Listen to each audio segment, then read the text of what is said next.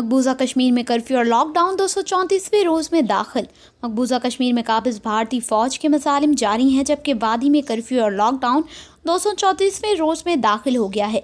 मकबूजा वादी कश्मीर में भारत की तरफ से मुसल्लत करदा गैर इंसानी लॉकडाउन और मवासलाती बंदिश के बायस मुसलसल 233वें रोज भी मामूलाती ज़िंदगी बदस्तूर मफलूज हैं। सड़कें सुनसान, वादी में दुकानें, कारोबार, तालीमी मराकज़ बंद हैं और लोग घरों में महसूर होकर रह गए हैं। काबिज भारतीय फ़ौज ने कश्मीरियों की ज़िंदगी अजीरन बना दी है और 1 करोड़ से ज़ायद अफराद दुनिया की सबसे बड़ी जेल में कैद हैं। कश्मीर मीडिया सर्विस के मुताबिक भारतीय फ़ौज ने गुज़श्ता माह 10 कश्मीरियों को शहीद किया।